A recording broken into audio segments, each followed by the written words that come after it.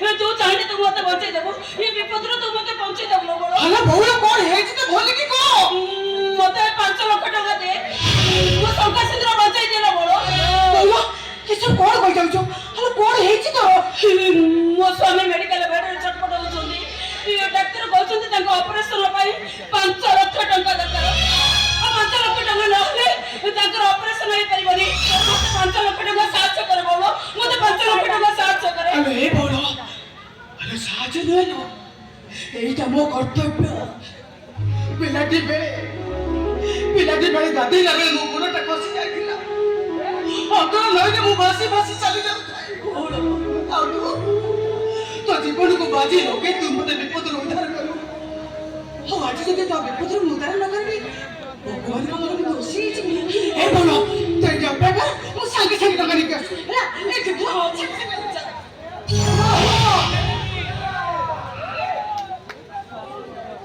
ओ बिना परमिशन रे एता बड़ दुसाहस करि पाइलो केमिति तुमे सब कोन कहि दउछो से मो पिला दिनर साथी मो बाउलो किंतु से मो पई जने अचिन्ना मनुष्य अरे टोका गुरा को गोडी बाटे न जाए जहां को नहीं ता कुदै देबो जदी गोडी बाटे नुओ स्कूल गने पास में मंदिर को टोका गुरा को दान कर दो तो एरा को मो ऊपर निर्भर करे कारण से सब मो अर्जित धन अर्जित धन कौन कहलो नहीं बाबू आपण समिति कोन बाबू आपण समिति कोन मते बिछे टंका सहाय्य करतो देखिबे मो स्वामी भलो ही गला परे मो आपण को टंका सब सुची देबी तमे जे टंका परिशोध करिवो तार ग्यारंटी मते दबो के ग्यारंटी मु दउची ए मो पर विश्वास भरोसा रखो मु तो स्त्री की बोले कोन अंध बाबरे तम निष्पत्ति को मानि नानी ताने कहू नाते मु कोन कले आपण मते विश्वास करिवे तमे तम स्वामी को नाले शपथ करि परिबो मु जहां मागबी तमे मते देई परिबो तमे को पागल होई गलो मुते हिंदू घर बहु ते स्वामी नाले शपथ करिबो केमिति बिना स्वार्थ रे मु एते टंका देबी केमिति ओ एई ताले तम स्वार्थ पर एई ताले तम असल रूप नीति दान धर्म करबा पछर निश्चय किछि गोटे स्वार्थ अछि हेला सुनो तुम से स्वार्थ में जग्गर मो सबौलो को बलि पकई दी पारिबनी दरकार पड़िले मु ता पई मो सुना अलंकार सब बिक्री कर देबी तम मो मझरे पाचरी उठिबो पाचरी और से पाचरी एपटे ठिया मु आखिर नुआ गोड़े नीरा मने सब सही मु किंतु सही परिबेनी ना बाबूलो मो पई तो संसार रे छड़ उठिबो मो पई तो हंस खुशी संसार ले बिछिबो मु ए सब सही भी केमिति सही बाबू मो संख्या सिंद्र मो स्वामी कोनारे तिनबार सत्य करी कहूची आपण जहा मागिबे मो पाखरे जदि थिबो मु आपण को निश्चय देबी केबे भी मना करबिनी मो एथर मन शांति कर दो मागो जहां मागिबा कथा मागो खाली लब्बेर पुराण गुटी मागिबो ना बामन को पर तीनी पद मागी बळे को पाताळ चढ़ला पे मो बहु लोक निश्चय करी दबो खाली सिया नुहे तमे भी मो मुंड छुई शपथ करी कहबो ए कथा जमिति हम तीन जन को भीतर सीमित रहे किंतु नहीं ना बाबू नहीं मोर टंका दरकार नहीं लो बाबू टंका दरकार नहीं मु तते केबे भी से पाप काम करिबे को देबी बहुत आशा नहीं मु तो पाख को आसे दिली लो बाबू मु आशा ना से निराश हो गला मोर टंका दरकार नहीं मु एबे चली जाऊ मु एबे चली जिया बाबू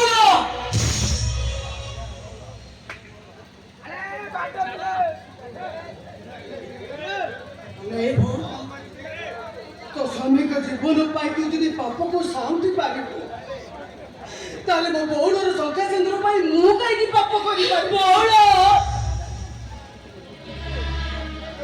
मु तो मुंड ऊपर हाथ रखी करछि एक कथा मु कहारी को कहिबी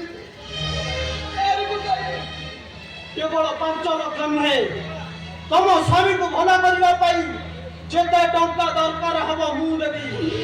ଦରକାର ପଡ଼ିଲେ ମୋ ବ୍ୟାଙ୍କ ବାଲାନ୍ସ ସବୁ ବାଜି ଲଗେଇ ତମ ସ୍ୱାମୀକୁ ଭଲ କରିବି। ହେଲେ ତା ବଦଳରେ ମୋତେ ତମର ଏଇ ଛୁଆଟିକୁ ଦବ।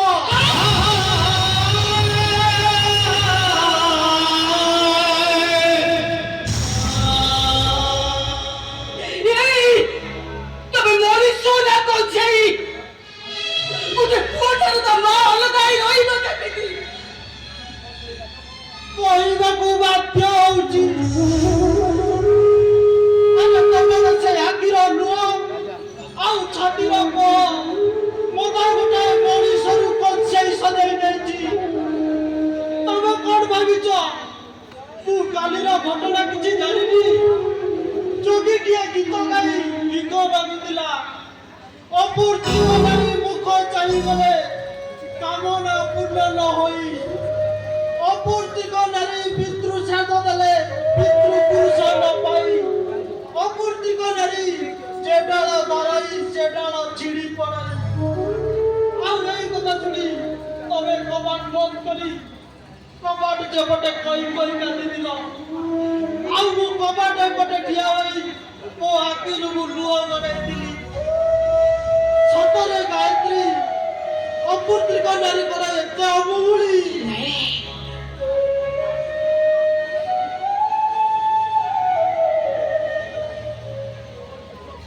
ଗୋଟେ ନାରୀ କେବେ ଅନୁକୂଳ ଗୋଟେ ନାରୀର 3ଟା ରୂପ, ଜୟା, ଜନନୀ, ଭଗିନୀ।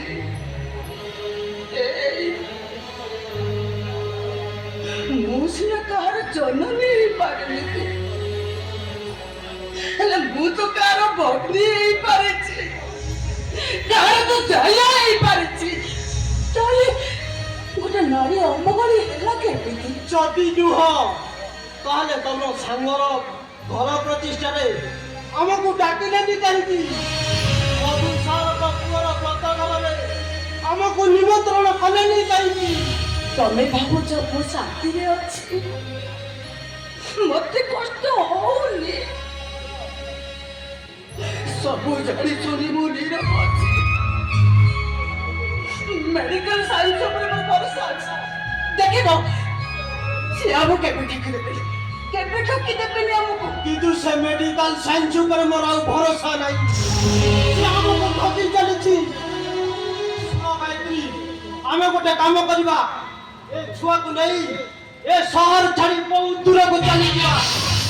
ସମସ୍ତେ ଚାଲିବେ ଯେ ଆମ ଛୁଆ, ଆରେ କିଛି ନହେଲେ ଆମେ ତ ବନ୍ଧ୍ୟା ଅପବାଦରୁ ମୁକ୍ତି ପାଇଯିବା। କିନ୍ତୁ ମୋ ଉପରେ ଭରସା କର, ଏ ଛୁଆକୁ କେବେ ହେଲେ ମୁଁ ପର ବୋଲି ଭାବିବିନି। ତାକୁ ପାଠ ପଢ଼େଇ ବଡ଼ ମଣିଷ କରିବି। ଆରେ ମୋ ଧନ ସମ୍ପତ୍ତି ସବୁ ତା ନାଁରେ କରିଦେବି। କିନ୍ତୁ ସେ ଯଦି ତମ ବଉଳ ପାଖେ ରହେ, ଅବାକ୍ତ ତଣ୍ଟି ଚିପି ଧରିବ। ଆରେ ପାଠ ପଢ଼େଇବା ତ ଦୂରର କଥା, ଖାଇବାକୁ ଭଲରେ ମୁଠେ ବି ଯାଇପାରିବନି। ସବୁ ପଢ଼ିବି ମା ପାଖରେ ଗୋଟେ ପୁଅ ବଡ଼, ଗୋଟେ ମା ଠାରୁ ମୁଁ ତା ପୁଅକୁ ଅଲଗା କରିଦେବି କେମିତି? ନାଇଁ, ଏତେ ବଡ଼ ସତ୍ୟ ପ୍ରଭୁ କରିପାରିବିନି, ପାରିବିନି। ମୁଁ କିନ୍ତୁ ପାରିବି ନା ବଉଳ। ଏ ବଉଳ, ଏସବୁ କଣ କହିଯାଉଛୁ? ତୁ ଛୁଆକୁ ଛାଡ଼ି ତ ବଞ୍ଚିବୁ କେମିତି?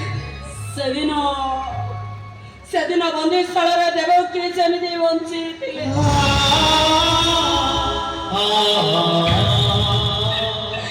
ଠିକ୍ ମୁଁ ସେମିତି ବଞ୍ଚିବି ନା।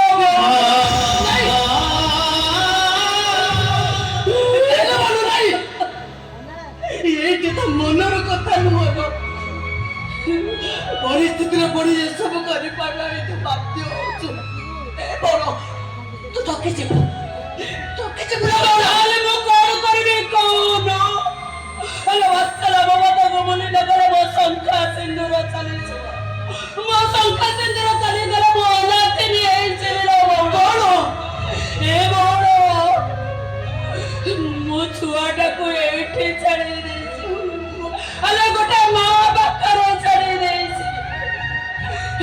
ପାଣି ପୋଷି ମଣିଷ କରିବୁ ଲୋ ବଉଳ। ଆଉ ଥରେ ମୋ ଶଙ୍ଖା ସିନ୍ଦୁର ଚାଲିଗଲେ ମୋ ଶଙ୍ଖା ସିନ୍ଦୁର ଆଉ କେବେ ବି ଫେରିବନି ଲୋ ବଉଳ।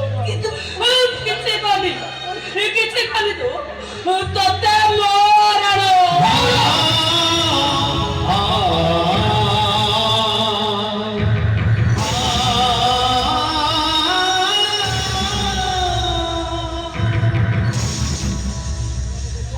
ବାବୁ ମତେ ଟଙ୍କା ଦିଅନ୍ତୁ ବାବୁ, ମତେ ଟଙ୍କା ଦିଅନ୍ତୁ। ତୋ ଉପରେ ସୂର୍ଯ୍ୟ ଦେବତା ତଳେ ବସୁମତୀ ମା ଏମାନଙ୍କୁ ସାକ୍ଷୀ ରଖି ମୁଁ ତ୍ରିପାର ସତ୍ୟ କରି କହୁଛି ମୋ ସ୍ୱାମୀଙ୍କର ଜୀବନ ପାଇଁ ମୁଁ ଆଜି ମୋ ମାତୃତ୍ୱକୁ ମୁଁ ବିକି ଦଉଛି।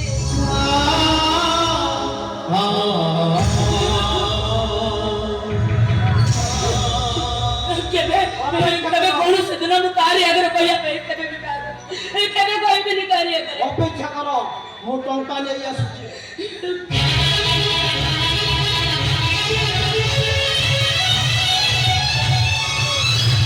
ବଉଳ ମତେ କ୍ଷମା କରିଦବୁ, ମୁଁ ତତେ କିଛି ସାହାଯ୍ୟ କରିପାରିବି। ହଲେ ବଉଳ ଆଉ କଣଟା ଅଧିକ ସାହାଯ୍ୟ କରିଥାନ୍ତୁ। ଆରେ ସାରା ଜୀବନ ମୋ ପୁଅକୁ ତ ତୋ ପାଖରେ ରଖିବୁ, ତାକୁ ମଣିଷ କରିବୁ, ତାକୁ ପାଠ ସାଠ ପଢେଇ ବଟ ମଣିଷ କରିବୁ। ଥରୁଟେ ମୋ ଶଙ୍ଖା ସିନ୍ଦୁର ଚାଲିଗଲେ ମୁଁ ଆଉ କେବେ ଫେରି ପାଇବିନି ଲୋ ବଉଳ, କେବେ ବି ଫେରି ପାଇବିନି। ଆଜି ମୋ ପିଲାଦିନର କଥା ଭାରି ମନେ ପଡୁଛି ଲୋ ବଉଳ। ପିଲାଦିନ କଥାଟା ଆଜି ସତ ହେଇଗଲା ଲୋ ବଉଳ।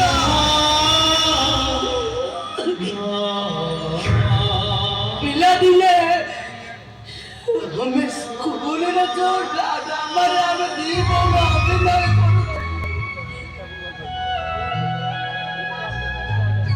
ଦିନେ ତ ସ୍ୱାମୀର ଦେହ ଖରାପ ହେଇଥିଲା, ତୁ ମୋ ପାଖକୁ ସାହାଯ୍ୟ ମାଗିବାକୁ ଆସିଥିଲୁ। ସେତେବେଳେ ତ କୋଳରେ 2 ବର୍ଷର କଅଁଳା ଛୁଆ, ଆଉ ସେ କଅଁଳା ଛୁଆଟାକୁ ଦେଖି ସାରିବା ପରେ ମୋ ପଡ଼ିଆଟା ଚେଇ ଉଠିଲା। ମୁଁ ତତେ କହିଲି ହେ ବଉଳ ମୁଁ ତତେ ଟଙ୍କା ଦେବି, ହେଲେ ଟଙ୍କା ମିଳିବରେ ତୁ ମତେ ସେ ଛୁଆଟା ଦେଇପାରିବୁ।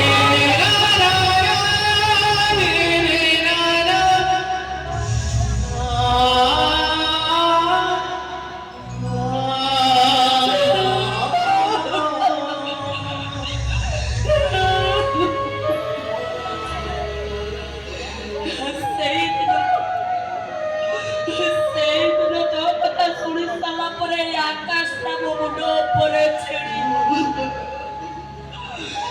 ମତେ କିଛି ବି ବୁଦ୍ଧି ବାଟ ଦେଖାଗଲାନି।